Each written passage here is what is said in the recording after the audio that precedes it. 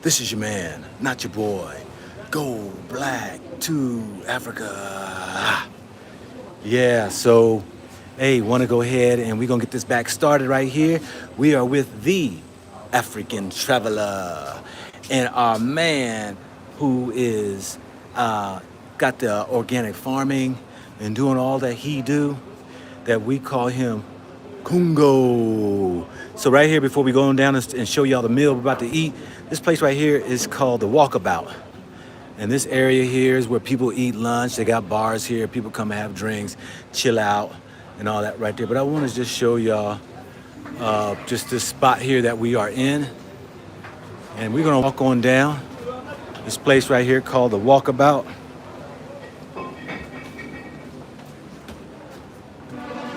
Yeah, so this is the Walkabout area here that the locals hang out. We get to get us a nice, good old local meal.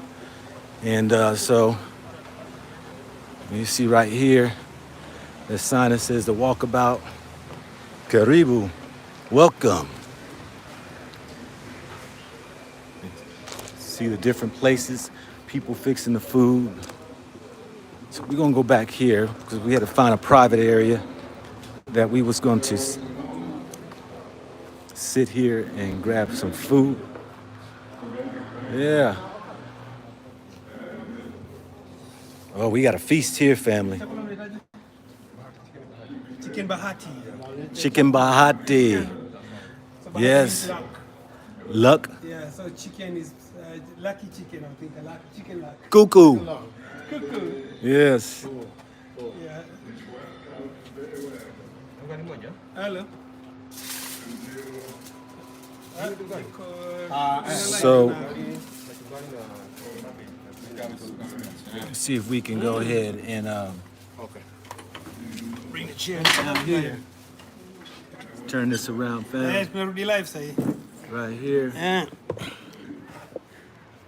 Sasa is it? Go black. Kuja tukule. Right here. Walkabout. Yeah, meal right there. So we have chicken bahati. We call it mashakura or madogs.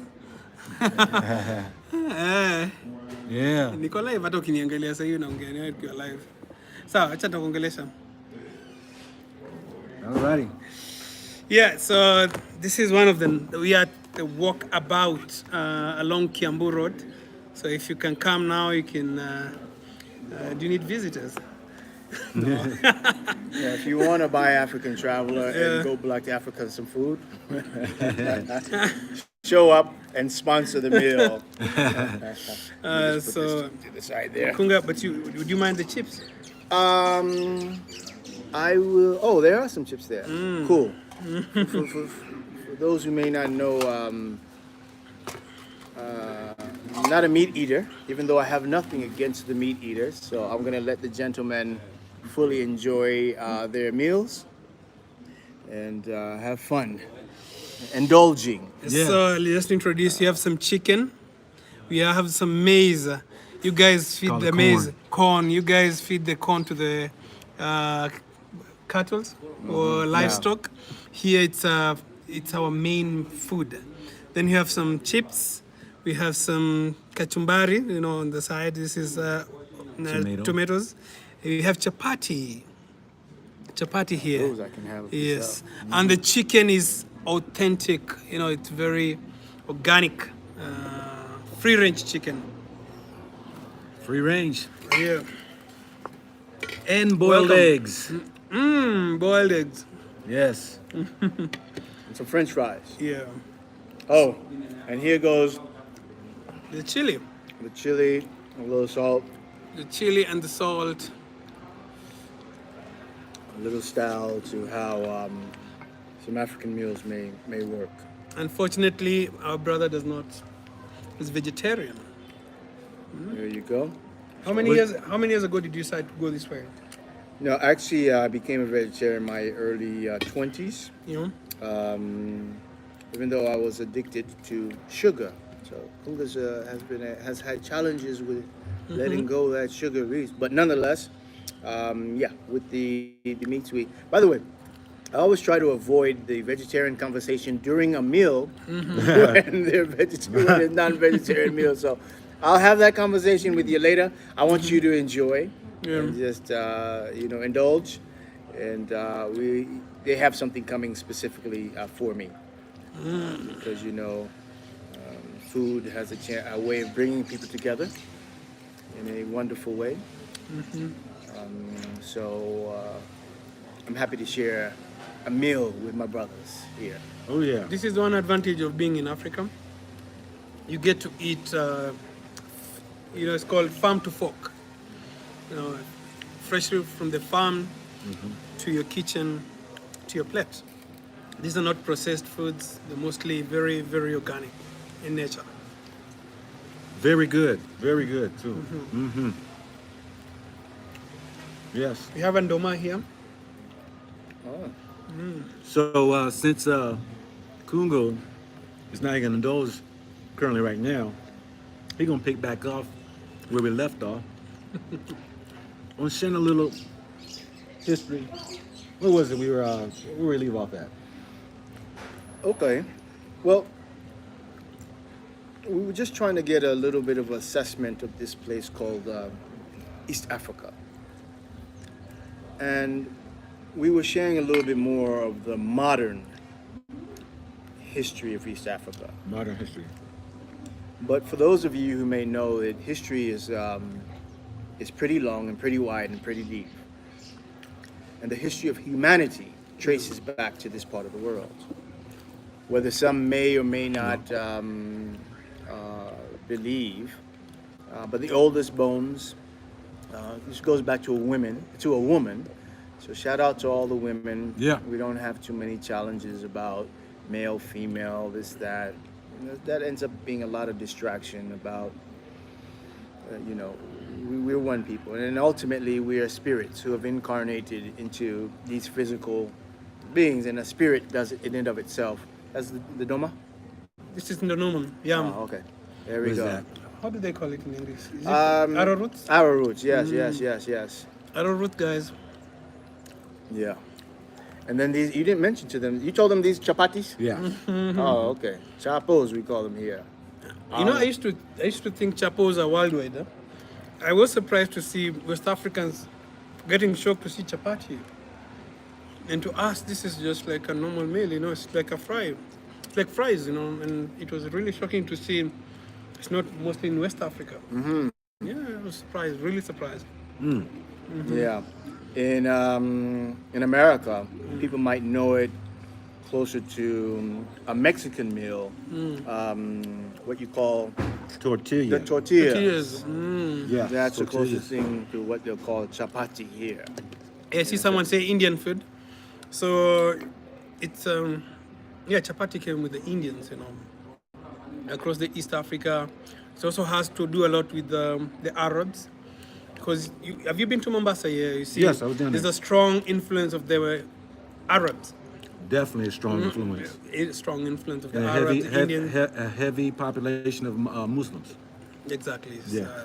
So due to the long interaction with the Muslims and at the coast with the Arabs. That and they brought chapatis.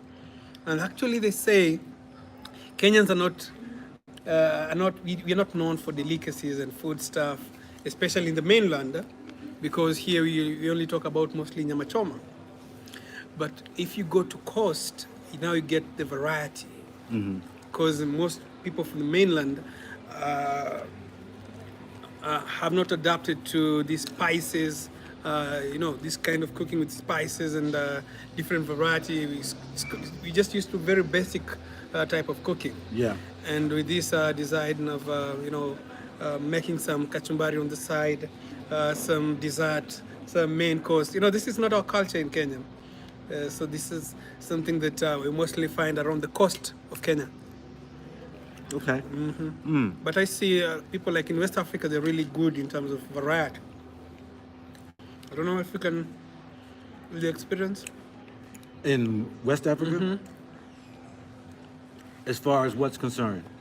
Food. Food just variety. Things like the peanut sauce. Yeah. That's one This, thing I that. miss. I really missed I ain't gonna say missed, that I didn't really appreciate at the time was the variety of dishes that West Africa has.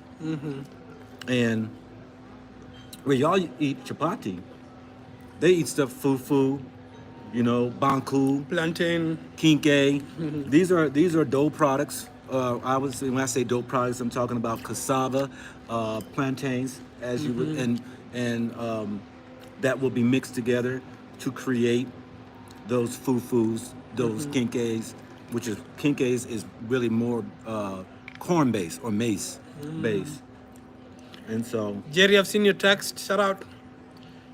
Jerry is the person who called me the other day and was telling me about the concept of African, of the Indians and the Somalis adapting to this, where people grow the community, they grow themselves in a community way. yeah. Yeah, so, wow. Mtakula kwa macho. What'd you just say? Eat with your Mtakula kwa eyes. macho, it's like, hey, Eat with your eyes. eat with your eyes. Feast on your eyes. Let your eyes feast. Let your eyes feast. And yeah, the other thing I admire about West Africa is the culture. You find West Africa is very rich in terms of culture as compared to Kenya, I would say. If you'll find culture very strong also in Uganda. I don't know how you found it in Rwanda. Yeah, I had shared my my views, or my observations rather, about those various countries. I found more in the city districts on the east of Africa were a little bit more Western than it is on the east of Africa, more it is on the west of Africa. And so when I'm in West Africa, I almost feel like I'm in a different country. I feel like I'm in Africa. Until you venture away from some of the cities, but you can find, a lot of locals who have the Kenyan and the Tanzanian, traditions, but it's up in your face in West Africa. When I was in Senegal, or whether it was in Gambia, or not really much Gambia, but Ghana, Yeah. the clothing, Kente, is it? They call it Kente? Shout out African Drag Race. I've seen your comment, and you're missing out. So African Drag Race, she's in Mombasa, and I think she's having a good time yeah. there. She responded. You sent me the text this Yeah. morning. Yeah, she's gonna be back, I guess, here within the week. We, I'll still be here. So definitely, I'm excited for us to connect as well. yeah, Maybe we can all collab together. to be great. To be great. Yeah. Shout out to the Tigress herself. Enough respect for all the work she's been putting in Oh, yeah. through the years. Just like John, I remember her humble beginnings. I remember her going to Gara to get her first. She was so excited. I think she was getting either her first YouTube check or her first pin. Yeah. A pin for her AdSense account. But no, it's great to see the development that all the YouTubers in this part of the world have gone through and come through. So yeah, big shout out to all those content creators who are bringing forth content, Yeah. sort of adjusting, changing the narrative. And let me say this right here. What we have going on right here is this collab with the Africans who are on the continent, who was born and raised, the African Tigress. We got the African Traveller, and so this is very special to me because, sometimes, most of my viewers, subscribers are residing in America. And so to introduce to you all the natives of the motherland, is a treat. And it's a plus because then this is what they're doing, is showing off their country, their city, the continent, to where now we can bridge that gap, what we've been talking about all the time, connecting the diasporan back with the brothers and sisters that we have missed for so long, and able to join those two continents together, and now we become one unit. And so, yes, I think there's something very special. It's special to me because, let me think before I say this. You're my first YouTuber that is a native with your channel on YouTube. You know, most of my interviews have been with the African Americans, YouTubers. YouTubers. Yeah. Oh, it's a great privilege. But let me say this right here for those who go to my playlist, because the African Traveller is on my playlist as one of those contacts that is for Kenya. And so I try my best to promote and to bring to one's attention for those YouTubers who are promoting Africa. And changing so, our narrative. sharing the narrative. And so, like, when I ran across him, when I, just last year, about 6, 7, 8 months ago, I knew when I started my channel, he would probably be one of the first on the east of Africa, you and African Tigress, to put in my playlist. Wow. As those contacts for Kenya. So you go into I created this painstaking playlist that I got all the African countries except for those who don't have YouTubers. And I got quite a bit of them. You just click on that country and boom, all the YouTubers are there for you. You don't have to search YouTube. Just go to my playlist and you will find people like African Tigress, the African Traveller. And we're going to eventually now add you up into the Kunga mix. to the channel. Kunga to the channel. So Let me share a word on that. Shout out Africa. This is Africa as well. Frederick says he likes my shirt. Oh, I don't know how you guys like it. he's representing Africa. Representing, yes. Thank you, guys. No, I want to say that playlist he's talking about, I actually discovered a number. That's how I actually found your channel. Because your playlist started to appear somewhere in the algorithms. And I said, wow, someone took the time to find out. He categorized it, he listed. That's why it's important to go there per region. So East Africa, and then each country in the region. So I said, someone put some thought into this, and he took some time, and he's been adding constantly all the different YouTubers, content creators from these different regions. And I want to say great job, because that's how I discovered not only your channel, but several other channels. And I'll ask you, since there are a number of ones that keep coming and popping up, please continue to add, because I think it can be a great resource as a place where people could be able to go and find out who's doing what, where, when, how, and in that regards, a sort of a vetting, in a sense, of the content creators that are creating content that will bring a sort of a change in the narrative. So good job with that. Thank you very much. Appreciate that, brother. Appreciate that. So share with us this Walkabout area that we're in right here. So Walkabout is along Kiambu Road, just some few meters after this famous club called Whiskey River. Whiskey River. Whiskey River. This place has been here for a very long time. Been here for ages and ages. As you can see, the building, it used to be like a colonial building, because this is the design of houses they used to build. But probably those early Kenyans who managed to acquire the building. And so it was converted to a place where people can eat and enjoy their drink. And I love it because of this food. So most of each other time I have to come and enjoy this meal. It's fantastic, guys. This meal is, what do you say? Tantalizing. Tantalizing. I like that. And Let's get our brothers. Let's get Kunga's plate here. More vegetarian. They call it kachumbari, which is just pretty much some salsa. Yeah, salsa, sort of mixed onions, tomatoes. This is just some cabbage and greens. And this is something that they call ugali here, which is a maize meal kind of that's fit. It's probably on every Kenyan's dish menu every day of the week in that regards. We in America would call it grits. There you go. But it's stiff, and you know, they use it as far as a means of, you pinch off of it and you join it in with the rest of your meal that you eat. So just like fufu, kinke, and banku on the east. There you go. Ain't much change, family. Ain't much change, just the names, really. And maybe the way you prepare it. And by the way, that goes to say what I mentioned earlier, that we might have small cultural differences on the surface. Like an iceberg, we have so much more in common that if sometimes we're willing, yes, proceed. Sometimes if we're willing to just look a little deeper, you realize that there is a common thread.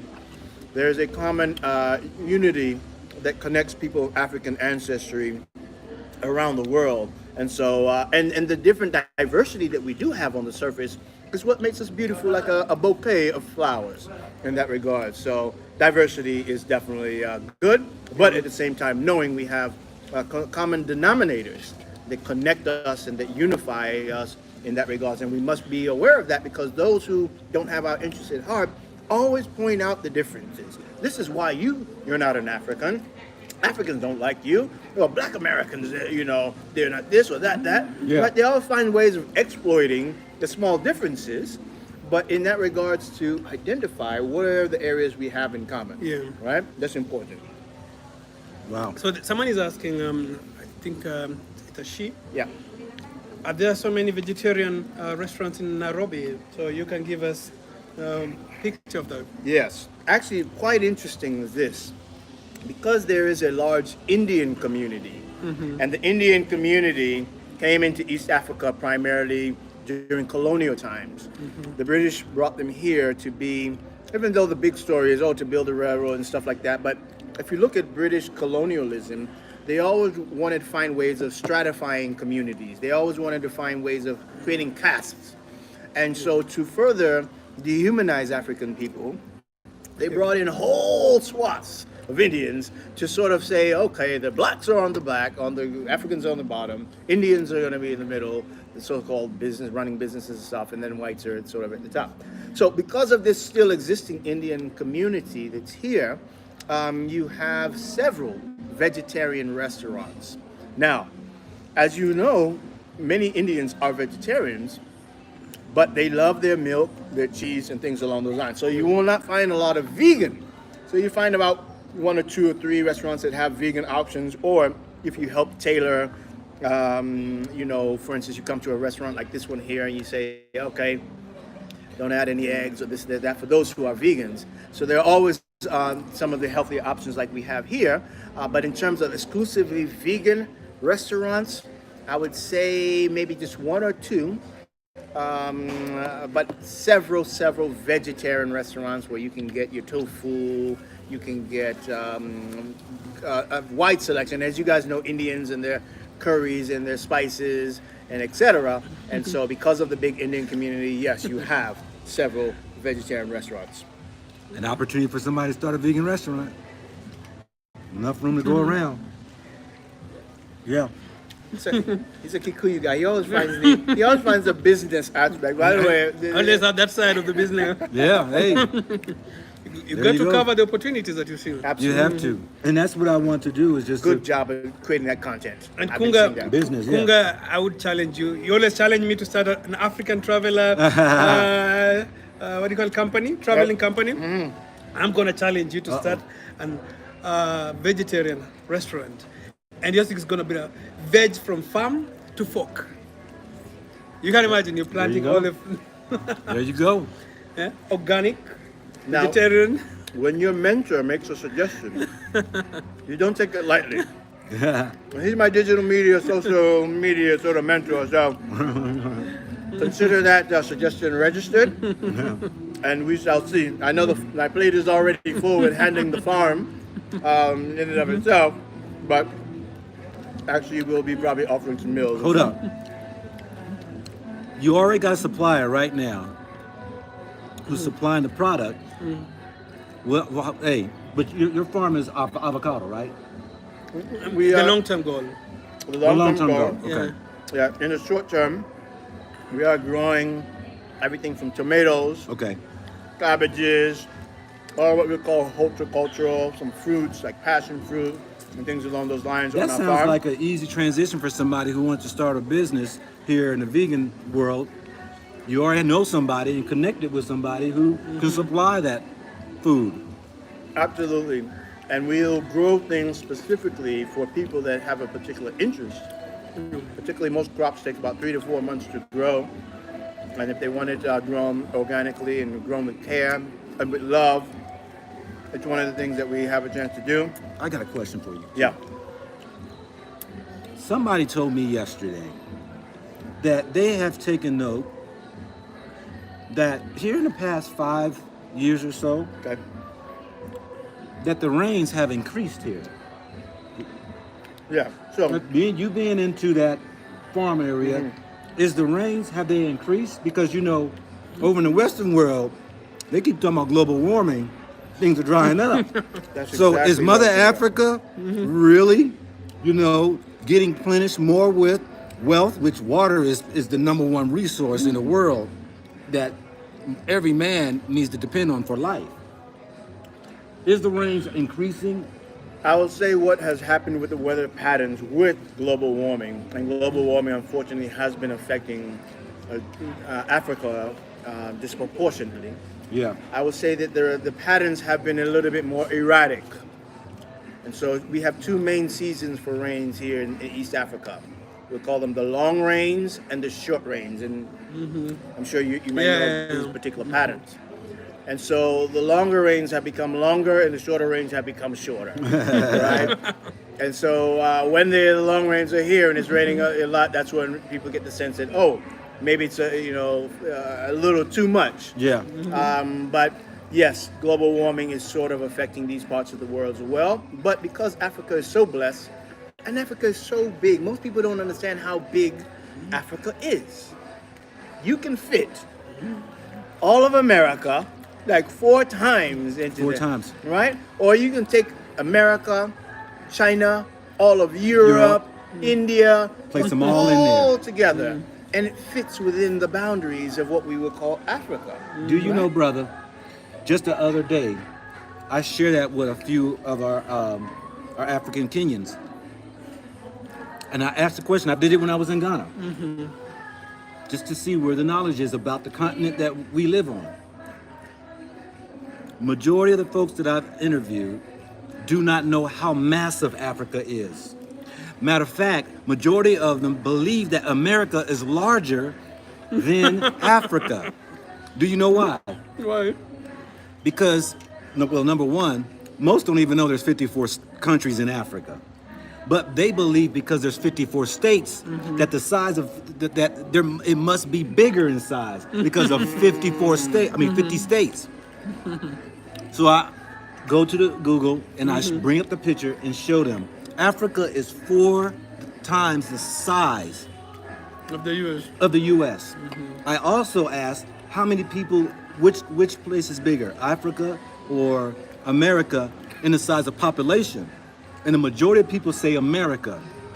And I say, Africa is 1.3 billion people, while America is 370 million people. 4 almost times the population of the people US. of the No U.S. comparison. No comparison. No comparison. In No fact, comparison. funny enough, Yeah, I think it has to do with the education of the U.S. The American citizens are not taught about mostly about the world. I believe it's more internal because You mean America or Africa? America. Africa, we are told about the world, like the Kenyan education system. We are taught to know everything. Well, about the world. we're definitely taught about geography, history, but I find amazing that most Africans here don't know their history or the geography. They don't know this. The ones I've They come believe across. These are the ones who believe, I was saying, in Ghana, here, Tanzania, They believe the U.S. is bigger. they believe U.S. is bigger. I thought they were the Americans. It's interesting. Yeah, they Wow. believe that. Yeah, they believe That's that. crazy. I have some people have an issue of you eating with the left hand. I know. Hey, Guatemala did a video. They said he can't stand when people eat with their left. How can y'all do that? Yeah, I had that issue with still with them. I will say this right here because I have not heard anybody explain this yet. Where in Africa they say that you use your cleanest hand to eat with, right? Am I right? That's why y'all eat with your right hand, Yeah. right? Yeah, it's in Kenya. It's not that much. It's not that much? It's mostly in West Africa. Yeah. And as well as Muslim. Yeah. Across the world, we never eat with the left hand. Okay. Because it's for different use.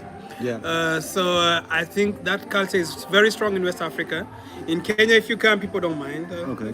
But in West Africa, it's very strong because I've had interaction with quite a number of West African. Yeah. And I realized from that. And they would say, even in a restaurant, people will curse you. People will not allow you to give them even cash with the left hand. Yeah. wow. they don't receive anything with the left. If someone gives you a gift and you receive the left hand, people take it as a wrong intention, you know. So for them, left hand is like a cut.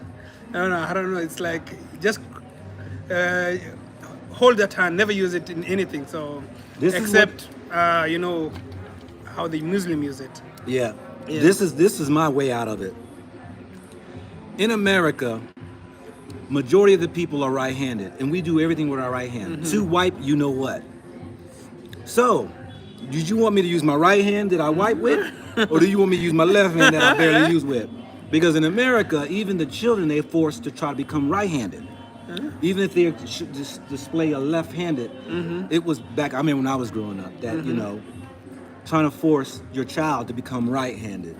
So we do everything with our dominant hand, which is the right hand. So when people say, oh, you even with your right hand, well, which one you want me to use? Because I wipe with this. Yeah, I think, and that is the thing, the mentality of people who come entitled to anything they want you to do. Yeah. Like, even in Kenya, we have communities who does things differently. Yeah. If in my community we do this before this, and they come to your community to do it differently, you don't start dictating to other communities what they do. Right. So for people who are entitled to anything without realizing the story behind everything that people are why are you different from me? Right. Yeah. I think they are rude. For me, I feel like you become rude. Yeah. Yeah. You know, if I have an ideology of how I do things, you don't have to come and change my ideology before knowing my story. Yeah. So, yeah. So, for people who say, why are you eating with your left hand? That is your story. Why I eat with my left or my right? Come and learn my story before telling me why I should do like you do.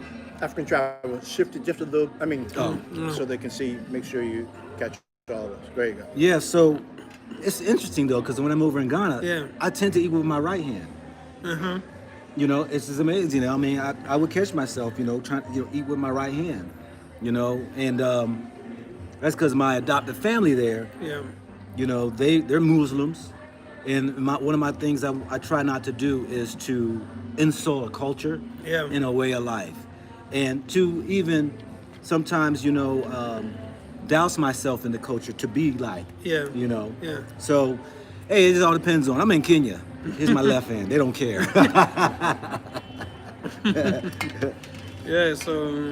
But as I say, one person said, when you in Rome, do as Romans too. And that's what I told Odemaya. I don't like that. I don't like that saying. You don't like? Did you know the Romans' history? Romans sleep with animals and they sleep with boys. The men sleep with men. You better not do what the Romans do. Whoa. Look at the history. Bestiality, homosexuality was a way of life for a Roman, for a European. I'm not gonna do what the Romans do. You gotta be wise. You gotta be wise. You gotta be careful what you say, you know? But I know what they were saying back then, you know? If you enter a man's house, right, you know, you should give respect to a man's house. And, you know, you should not bring offense, because, you know, a sign of disrespect really, I mean, disconnects you from a family unit, in a sense. So yeah, if I come in here, and y'all heard my story when me and my wife and Serenity was down in, where were we? We were down in, I think it was Mombasa, and it started raining, and we ran and we ran for cover. And I took note that it was just the men that were on the stairs and everything. And then I kind of looked, and I knew this had to be some Muslim, some building or something. So I immediately told Serenity, step down on the bottom stair. Now she was like, ugh, you know, because I didn't know the culture of where should a woman, number one, be on this in this place, let alone stand and rise above a man. I didn't know, but I did know this right here. You get down at the bottom of the stairs. You don't want to offend somebody. Because I know some of the Muslim cultures when it comes to, you know, the positions and the roles of men and women. So you got to keep that in mind, especially when you're traveling around. Yeah. True. Kunga, you have something to add? No. I would say definitely it's important to respect and also take in, because I believe it brings diversity when one travels. The reason that one travels is for the ability to expand one's horizons. That's good. That's good. The ability to have adventure. By the way, all this other stuff we're talking about, making money in Africa, healing yourself in Africa, listen, just for the adventure alone, there's probably going to be no greater adventure one can have than being able to come onto the African continent, because that's why all the Europeans, so much of the world comes to Africa. They want to go on the adventurous safaris. They want to go on the adventurous mountains. If you know, we have snow-capped mountains here, Mount Kilimanjaro, Mount Kirinyaga, what they call Mount Kenya. By the way, shout out Dr. Mombi, chilling out there in Mount Kenya. You know, Oh, does she over that way? Mount yeah. Kenya? Okay. Not that far from where even our farm is. Okay. But yeah, so there's so much adventure, there's so much to see here. And so that's one of the things. But yeah, as you do get a chance to travel, and by the way, I want to agree with you. The Romans were some of the most debaucherous, the most degraded human culture that you could ever. That's why even the Roman Catholics today, you know what they're known for, right? As a matter of fact, this region we're in, I was just talking about this a little earlier, because I look at history, time is relative, right? Time, so if you look at 100 years, it's no different than studying 1,000 years. 1,000 years, you can look back in 10,000 years. Yeah. You're able to compress time because time is relative. And it is the Romans. Hold 1 second, brother. No,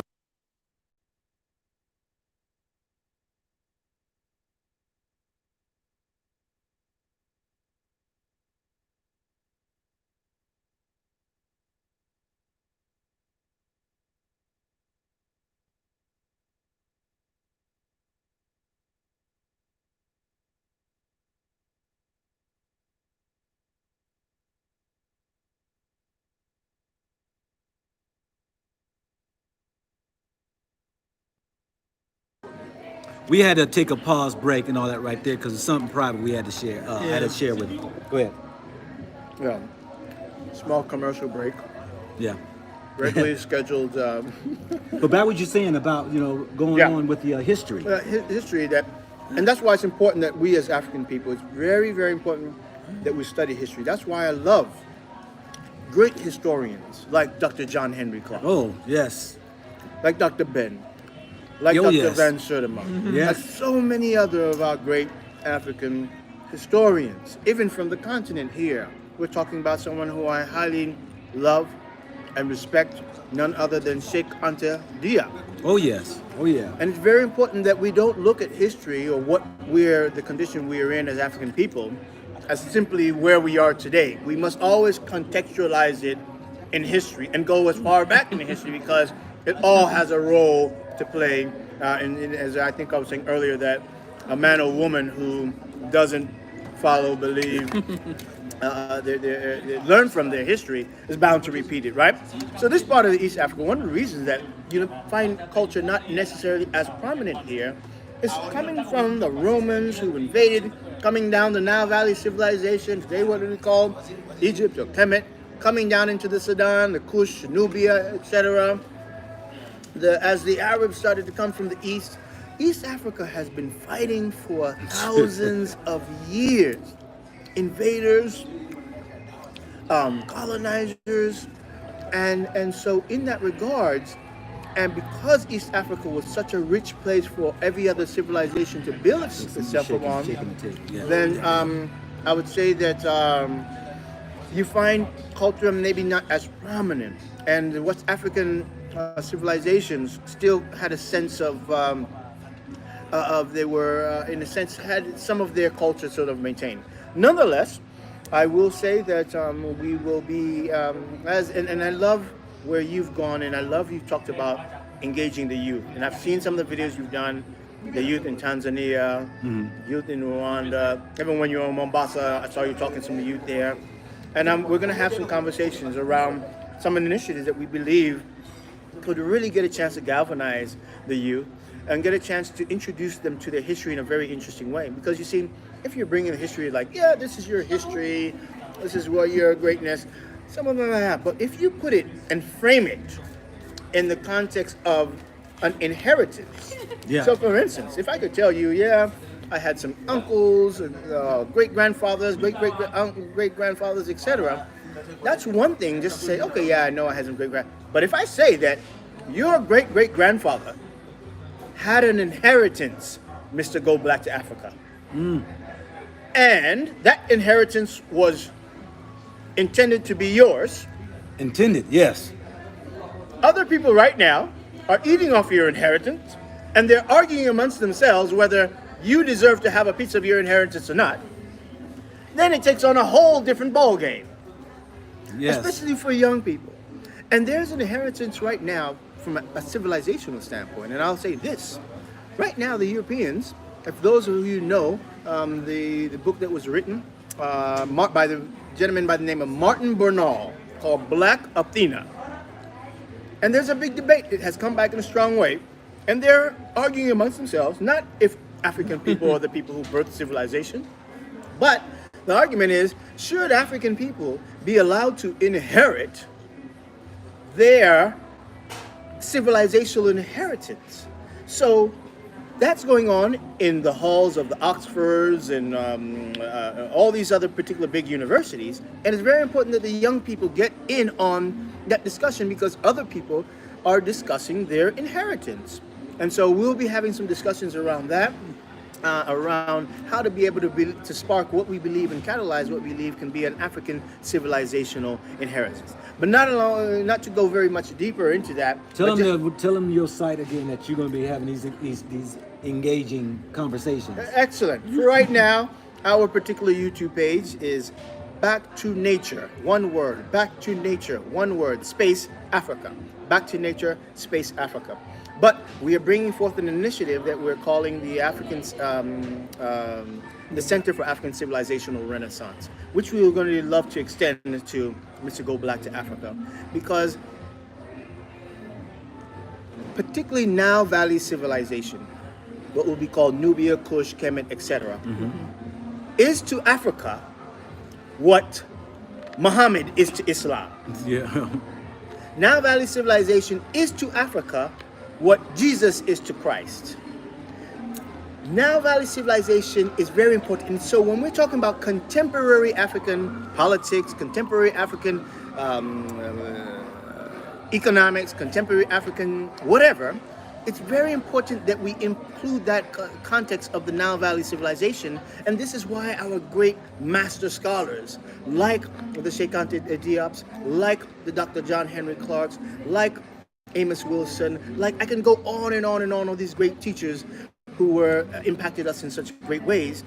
And their work is important because what they were trying to do is centralize and sort of give the bigger context of what it means to be an African so that we can deal with our problems today.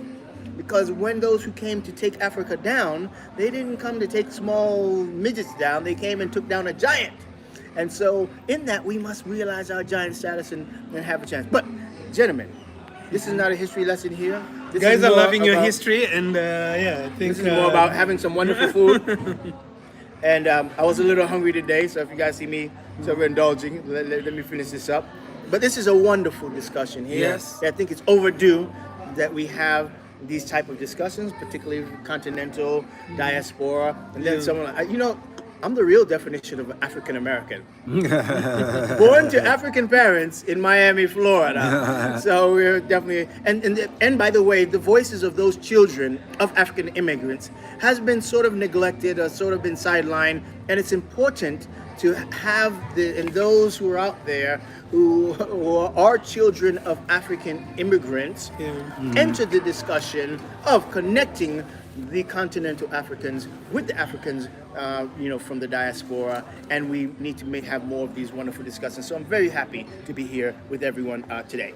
And for those who just came in, yes, this is your man, not your boy, sitting with the African traveler, as well as our brother Kungo, who have been giving us a wealth of knowledge and also educating us of around the city of Nairobi, and the Somali empire called the Elis. What was it called, brother? He's chewing right now. I hit him with a question with his mouth full. But the African traveler is returning. The name of the Somali empire over here that that you took us through was it's called Isli. Isli.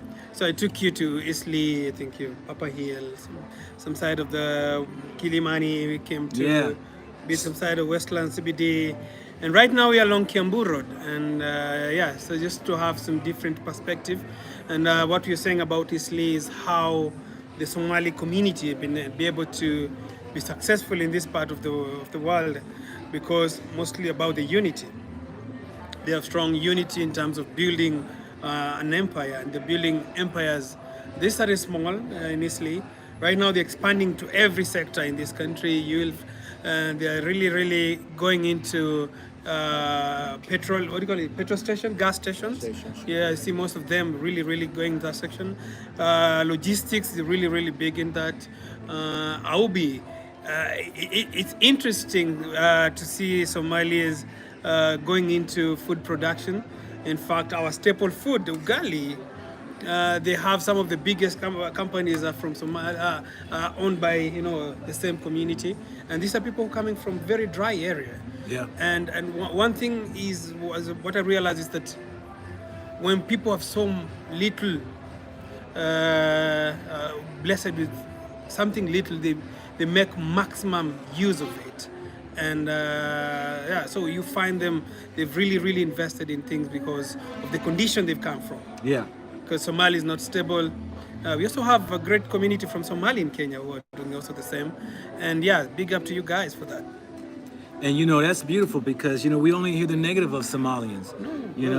We think there are broke down, always going through starvation and famines and all these things here. And to my amazement, to see that this empire that they have created, just one location, and what the African traveler was just sharing with us, how they have united together to build an area where they help one another out, is the very place that we abroad over in the diaspora need to really think about, and how we want to unite and create maybe our empire, and so this is something that I think is we ought to think about, going black to that so-called family unit, the unity for those who choose to come to the motherland. I'm not saying you can't do it over in America, but I do know America has evolved into a total different mindset, have fallen into more of a different morality, have fallen into a different mentality of where it's me, my, I, instead of it's we. So it's some challenging things we have to go through. But there again, like I've said before, we can learn a lot from Africa, as well as Africa can learn a lot from us. And I believe as long as we connect and join together as one, because it's going to be a powerful continent. I would be, the most communities have been, apart from the indigenous community, you have also the indigenous communities are doing very well in different sectors, but the communities that have come from outside Kenya and have done so very well in the country, the likes of the Somalis, the likes of the Indians, the likes of the Chinese, the likes of other communities. What they deal with is they come as a community. And if the black, it's the same thing I was saying, if the black Americans or the black people from all over the world wants to be very successful, and that is what I saw from JT, is calling people to Burkina Faso. You have to do it as a group. When you do it as a group, you have a lot of influence, basically from the government of the land, the community, the government of the area that you're in, and you're able to do tremendous. Unlike coming one by one, it's really hard to change the narrative and have a say in what you say. Makes valid good point, family. You know what? They say two heads are better than one. And that's the key, is that, you know, we putting our heads together, and how can we, as a people, join in and make things at a grander scale. Yeah. Because when one sits on his own or her own desert island, there's very little you can get accomplished. Yeah. And so we're going to go ahead and call this close to an end right here. Yeah. But please definitely go check out. African Traveller. Yes. Yeah. He's the man. He's the point of contact. He's the know-all. Yeah. He has shown Nairobi and Kenya. So check his channel out, because a great point of contact for those who wants to visit. He can definitely point you in the right direction. Yes. Then we got our man, Kungo. Wait, right before I go, Yeah. of African Traveller, guys, African Traveller is a guy who hosted Phil Scott from the African Diaspora channel. He's a guy that has hosted. Who are some of these other YouTubers that I've met with so many. Tayo Ina, what am I met? Marcus, I don't know, Marcus. So many names. So many names. Good to go on. Almost 20 guys from the different countries in Africa, and Africans So- from around the world, yes. So he's a person to get in touch with to curate Yeah. sort of your African digital social media experience. I got lots of love for him. The same way I'm developing lots of love for my brother here. Go Black. I don't know if you're People always throwing do up that. the gang signs. No, but yeah, I like them to go back to Africa. Yeah. So yeah, but you know, you can go come check it. We knew I get up and do the quip walk, right? But no. But you see, beautiful thing in Africa. You have fun, enjoy yourself. Yeah. No, you can come check us out. Back to Nature, one word. Back to Nature, BACKTONATURE space Africa. And get a chance to see. It's just a 2-month-old YouTube channel. We've crossed about 2,000 subscribers just I think a day or two ago. You can also check out. I did a wonderful interview with Walter Meyer. So those who want to see the farm, Back to Nature Organic Farms, see what we're doing there. And yeah, that's how you can get a chance to find out more about us. And then I asked everyone to please continue to support this gentleman called Go Black to Africa. Now, sir, we've continued to call you Go Black to Africa. Yeah. Now, I don't know. I know that's the brand. Yes. And I don't know if you have revealed a name. Nikomi. Nikomi.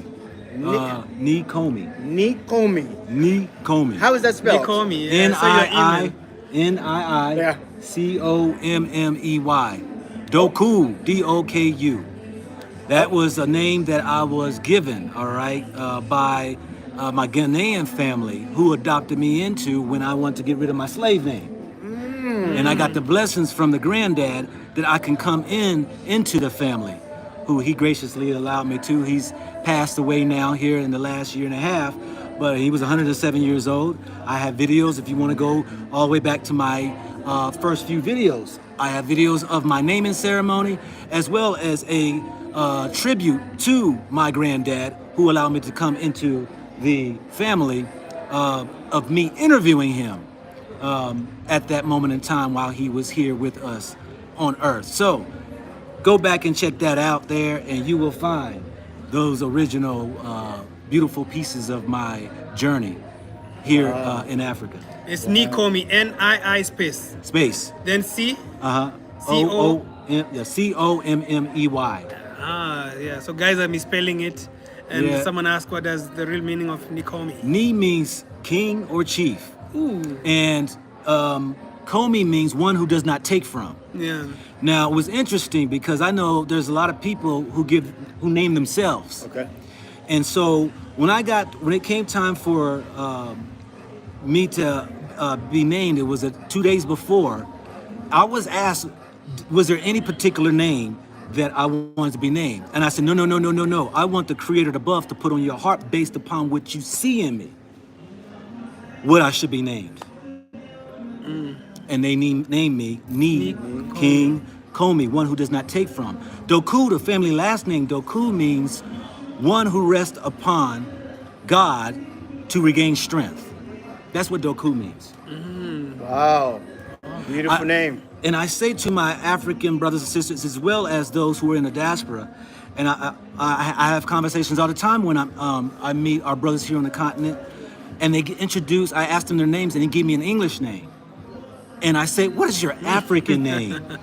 And I ask them, "What does the English name mean?" And they don't know. They don't know what the English name means. And then, but they explained to me the meaning of the African name, and I said, that is the name you should always use, because it's a reminder of who you are. It's a reminder of what you shall step and walk into.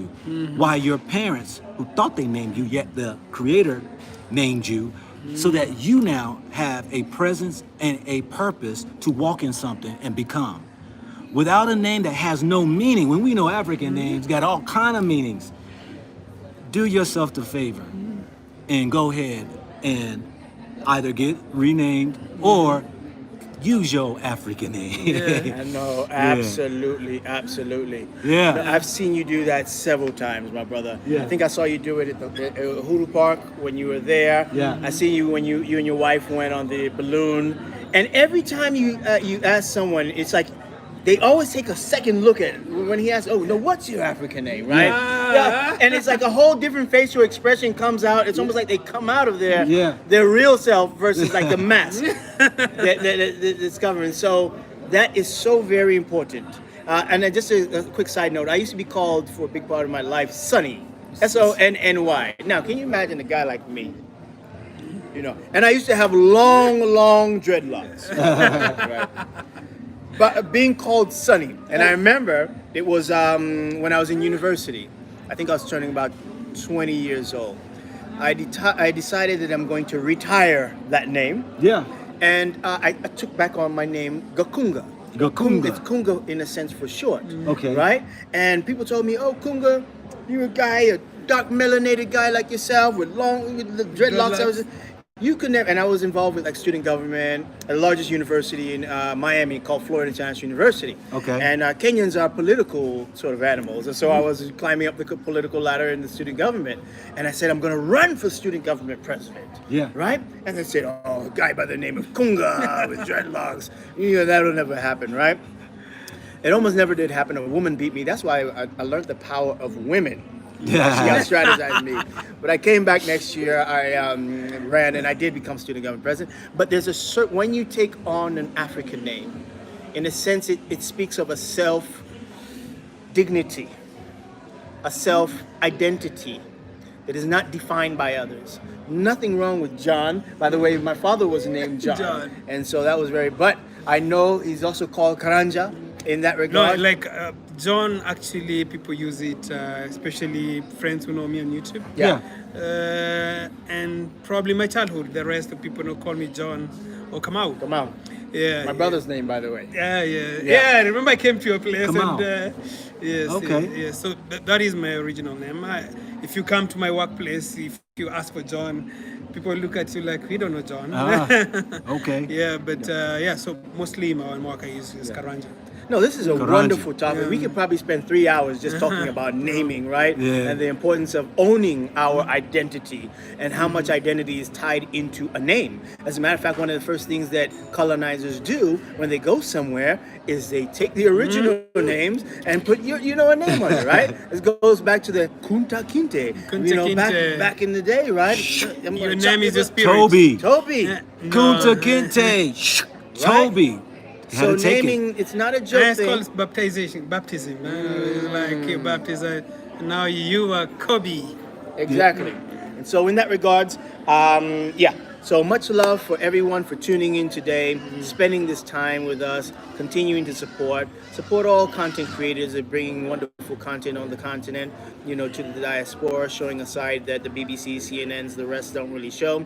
And with that, continue to support our good, beloved brother, Nikomi. Going back to Africa is cool, but I think that Nikomi, boy, it hits a little different, as they say, the young people say, right?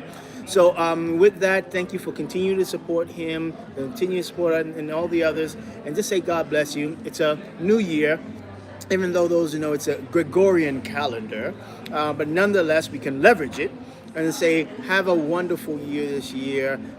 Put yourself on a trajectory that allows you to realize your fullest potential. All the things that are taking away from you, that are not enhancing you, that are not edifying you, put those aside, right? And say, as a child, you did childish things, but as you mature and grow, and that's why I like what he says, this is your man, not your boy, right? Because as a boy, you do certain things, but as a man, you do certain things, right?